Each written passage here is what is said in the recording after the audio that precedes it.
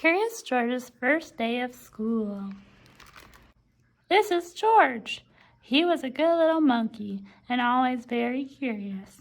Today, George was so excited. He could barely eat his breakfast. "You have a big day ahead of you, George," said his friend, the man with the yellow hat. It was a big day for George. It was the first day of school, and he had been invited to be a special helper. George and his friend walked together to the schoolyard.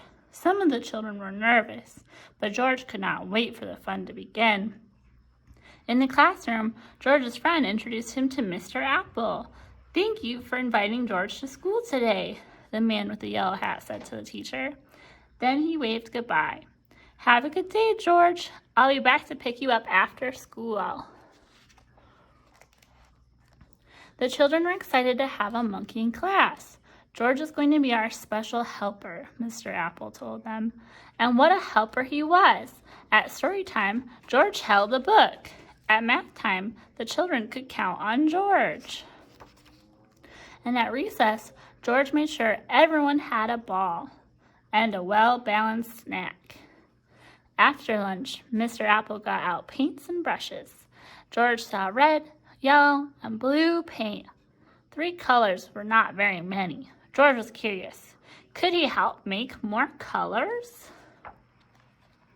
First, George mixed red and blue to make purple.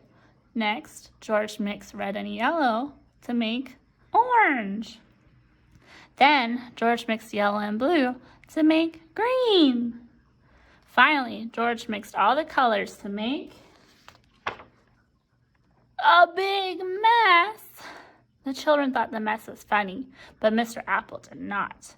"Oh dear," he said. "We are going to need something to clean this up. Everyone, please sit quietly while I look." George did not mean to make such a mess, and he certainly did not want to sit quietly. He wanted to help. It was his job, after all. George had an idea. In the hallway, George found a closet. In the closet, he found a bucket. In the bucket, he found just what he needed: a mop. George was on his way back to the classroom when he heard somebody yell, "Stop! Stop! What are you doing with my mop?" The janitor ran after George. "Stop! Stop! No running in the halls!" The principal ran after the janitor.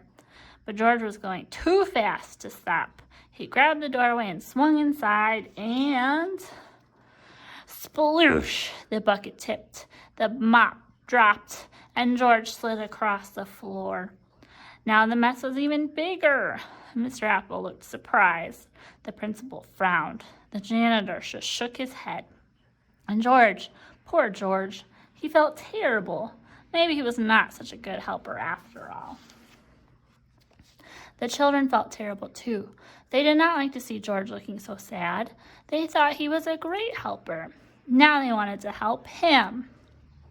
So the children all lent a hand and some feet. And before anyone knew it, the mess was gone. "That little monkey sure is helpful," the janitor said. "It looks like Mr. Apple has a whole class full of helpers," the principal added. At the end of the day, when George's friend arrived to pick him up, Mr. Apple said, "Thank you for all of your help, George. We hope you will come help us again." The children cheered. They hoped George would come again, too. George waved goodbye to his new friends. What a great day it had been. He could not wait to come back to school. The end.